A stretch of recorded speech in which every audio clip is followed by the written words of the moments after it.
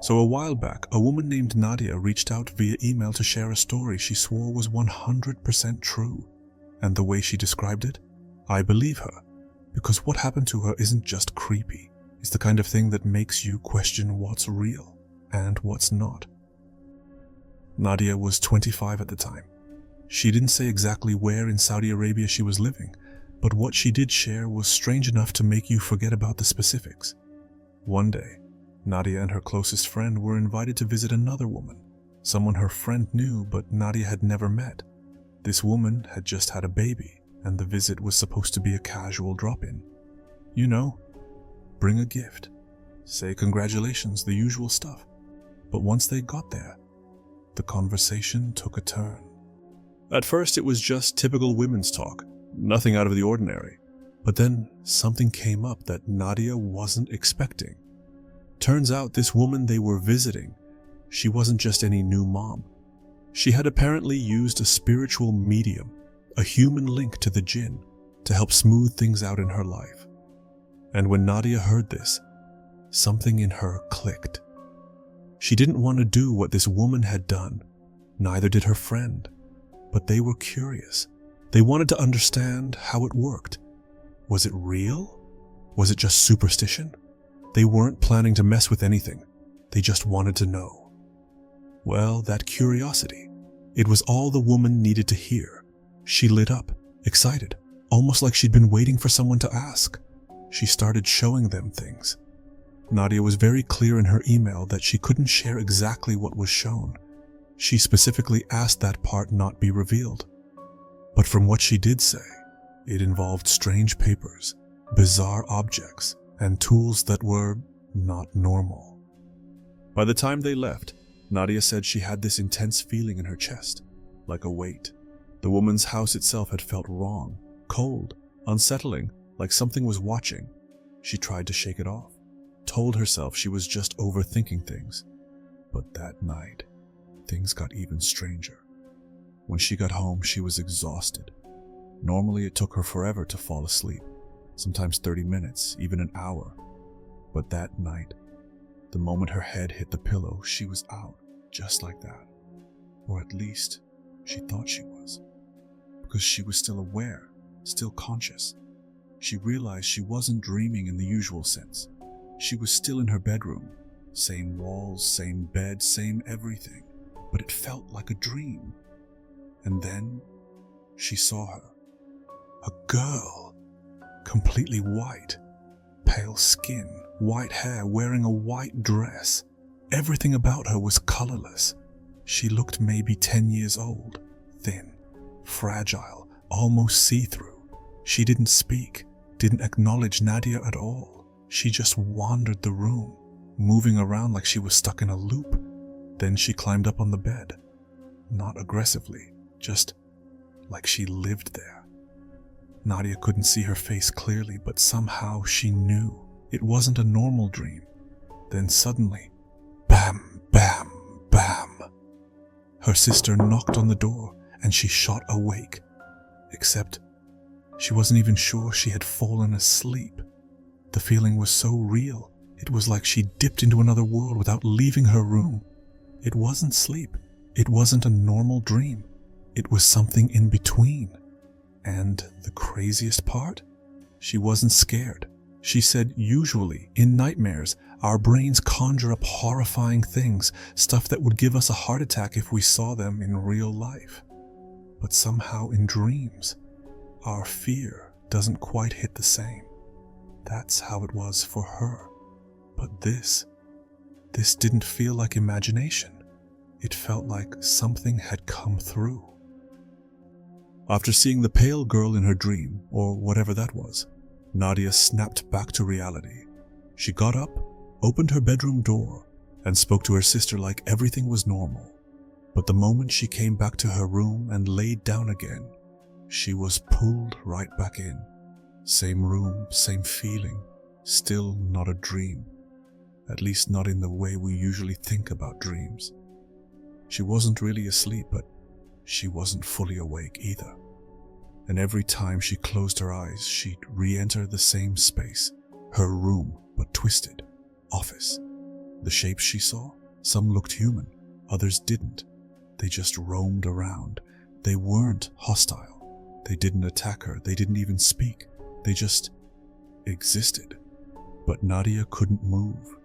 She felt frozen in her bed, completely powerless. The worst part? She couldn't control what was happening. She was just stuck, watching these things wander in and out of her room like they owned it. This kept happening all night, over and over. When morning finally came, she was exhausted and terrified. She called her best friend, the one she'd gone with to visit that woman. The moment her friend answered, she was sobbing. Nadia asked what was wrong, and her friend said, "I saw it too." And then something even stranger happened. That same day, while out with her family in the car, Nadia was riding in the back seat, and though she wasn't seeing anything strange in front of her, something was off. She said she'd catch herself zoning out. Her eyes would lock onto something random, and suddenly, she'd feel like she was drifting into another world. Not asleep, not dreaming. More like mentally falling into an image that didn't exist. It was like a snapshot of another dimension was being projected into her mind. She'd see people, figures, shapes that didn't belong here. And the moment her family tried to snap her out of it, she'd come back. But it was getting harder and harder to return. These episodes started lasting 15, 20, even 30 minutes at a time. It was like she was trapped somewhere between this world and another. She tried calling her friend again, only to find out that things had taken a terrifying turn. Her friend had been rushed out of town, taken from their small city all the way to Riyadh for some kind of emergency. Her family wasn't talking. No one would tell Nadia what had happened, not even the girl's mother. Days went by, and then it got worse. It was the third day. Around 2:30 in the afternoon, Nadia's sisters were sitting in the living room. Nadia had gone upstairs. Out of nowhere, they saw her coming down the stairs. But she wasn't walking like herself. She turned toward the kitchen, then walked to the storage room, and just stood there, silent, frozen, staring at the wall. Her younger siblings watched in confusion until one of them tried to touch her. The moment they did, she snapped. She jumped back, terrified, like she had no idea where she was. She collapsed to the floor, panicking. They asked her what was wrong. But Nadia didn't know what they were talking about. She remembered nothing. She thought she had been dreaming. But when her sisters explained what she'd done, she felt sick to her stomach. She thought she'd been asleep, dreaming about her house. But everything was wrong in that dream. She remembered seeing the staircase. But beyond it, there was no door to the living room, no front door, no hallway. Instead, it looked like the house was suspended on an island, inside a massive, dark landscape. Above it was a huge mountain with a red sky glowing behind clouds. The entire world felt like it had been pulled out of a nightmare. And down below, she saw people, tons of them. Some looked human, some didn't. Some were dressed in white, others in black. Some were arguing, others were fighting. She even saw figures being dragged in chains. It wasn't just disturbing, it was impossible. And yet, when her family finally managed to wake her up, she still wasn't scared. That was the part that terrified her the most. How could she witness something that surreal and not panic? At that point, her mom started to worry that something spiritual was happening. She turned on a Quran recitation in the house. Nadia said that as soon as it started playing, everything in her body tensed. She couldn't see anything in that moment, but she could feel it. Her muscles seized up. Her entire body was locked in a strange, uncomfortable position. She said it didn't feel like burning, but it was definitely wrong, like something was being pushed out or resisting. And every time she left the house, things only got more intense. More visions, more vivid hallucinations, more drifting between two worlds. And here's the thing, Nadia swears none of this was imagined. Because, and this is important, according to what she was told later, Jinn don't appear to humans in their true form. If they show up in dreams, in visions, in hallucinations. After everything she had experienced, the dreams, the visions, the blank stares, the strange behaviors, Nadia finally decided she needed help. She started playing Quran recitations in her room, not just occasionally, but constantly. And the moment she did, something shifted. At first, her body reacted violently.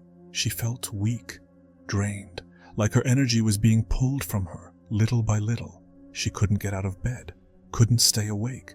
Her limbs felt like they weighed 100 pounds each, but she didn't stop. She pushed through.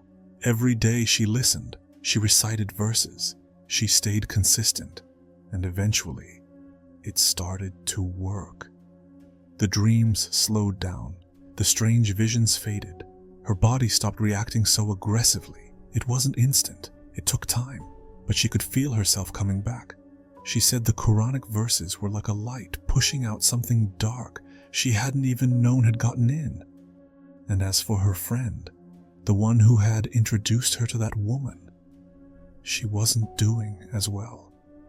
Apparently, that friend had been suffering from a serious circulatory condition, something related to her blood, though it hadn't shown symptoms in years.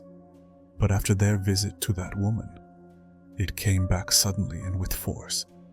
She had to be rushed to the hospital, and just like before, she was moved out of the city, this time to live with her brother in Riyadh. But this time, she shut everyone out. Nadia tried to contact her. She texted, she called. Nothing. Her friend had gone completely silent. No calls, no messages, no explanation. It was like she vanished into her own world and didn't want to come back. That's when Nadia realized this wasn't just a creepy story. This wasn't just curiosity gone too far. Something very real had happened, and it could have destroyed both of them. So to anyone out there listening, don't play around with this stuff. Don't chase the unknown thinking you're in control, because sometimes you're not the one holding the door open. Sometimes it opens for you.